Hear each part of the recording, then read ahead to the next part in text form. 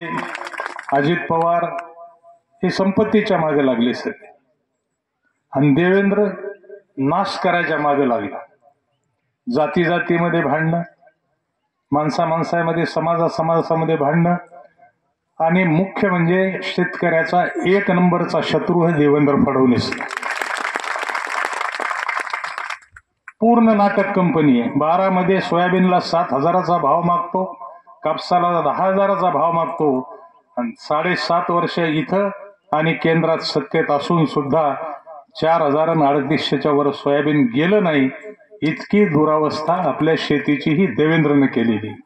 हे नावाला मुख्यमंत्री शिंदे. 40 आमदारवाले कुठे मुख्यमंत्री होते का?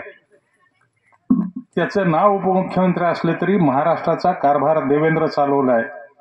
म्हणून आपणाला थोडासा विचार करायला पाहिजे की देवेंद्रच्या बाजूने राहायचं का उद्या शेतकरी नेते शरद पवारच्या बाजूने राहायचं. याही एवढं महत्व या निवडणुकीला. आपल्या माणसाला काही करून आमदार व्हायचे होत नसते. तुम्हाला मी 83 पासूनची नावं सांगतो.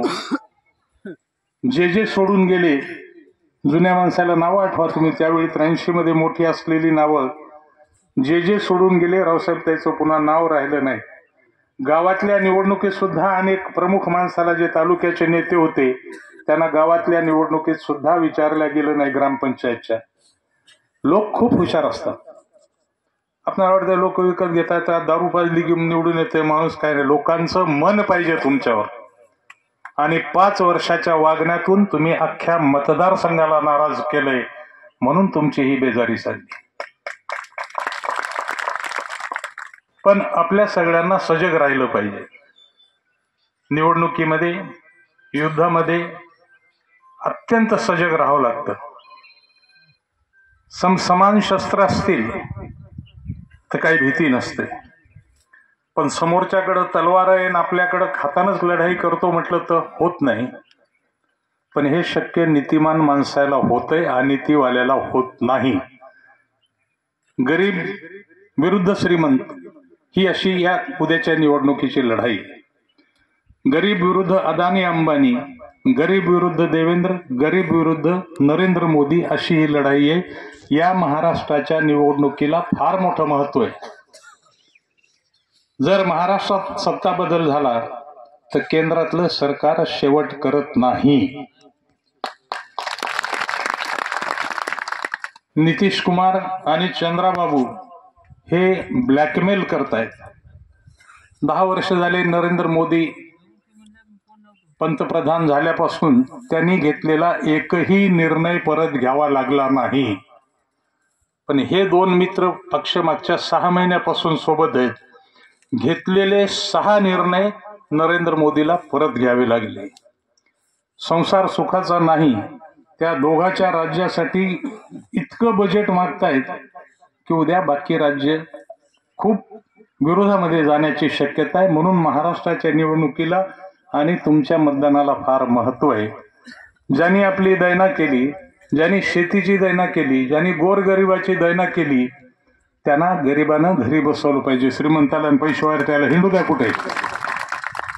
या निवडणुकीमध्ये गरीब माणसावर, कष्टकरी माणसावर, शेतकऱ्यावर खूप मोठी जबाबदारी आहे की तुम्हाला इतिहास घडवायचा आहे. तुमच्यासाठी काम करणारे पक्ष, तुमच्यासाठी काम करणारे नेते, का निवडणुकीमध्ये फक्त पैसा वाटणारे नेते आणि नंतर 5 वर्ष स्वतः पैसा कमावणारे नेते निवडायचे. हे उद्याच्या 20 तारखेला आपणाला निकाल घ्यायचा आहे. काय नवं काम झालं 5 वर्षात? मी केलेल्या कामाचा काही उल्लेख केला. मी तर कधी नारळ फोडत बसत नाही. पाहिलं का कोणी नारळ फोडायचा फोटो? आता तर गाडीभर नारळ जीपमध्येच असतात. कुठेही नारळ फोड. 4 वर्षापूर्वी मुडीला नारळ फोडले 33 केवीचं बोंबलले. 4 वर्ष झाले, आणखी नंबर लागेल आता.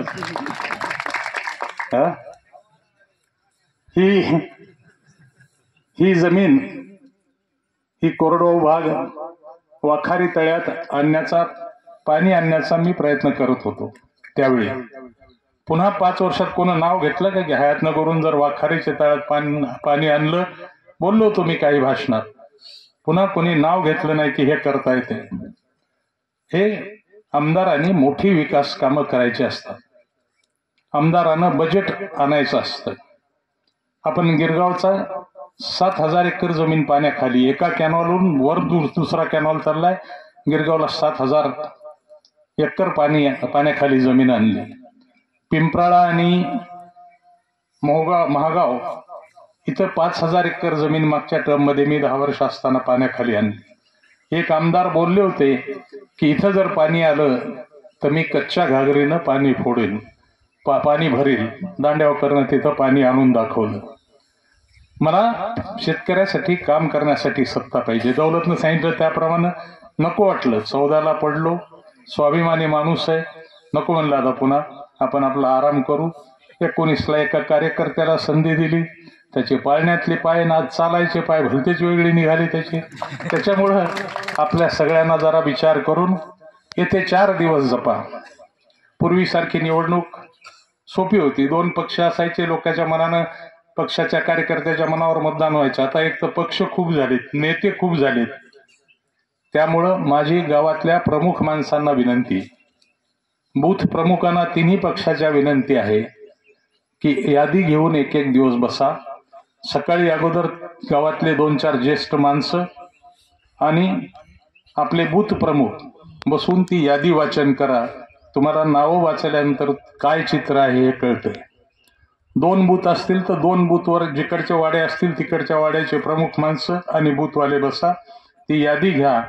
आणखी एक विनंती करतो की पहिल्या वेळी मी कधी आग्रह केला नाही, पण यावेळी हात जोडून विनंती करतो की तिन्ही पक्षाचे माणसं, 4-4, 6-6 प्रमुख माणसं आणि 2-2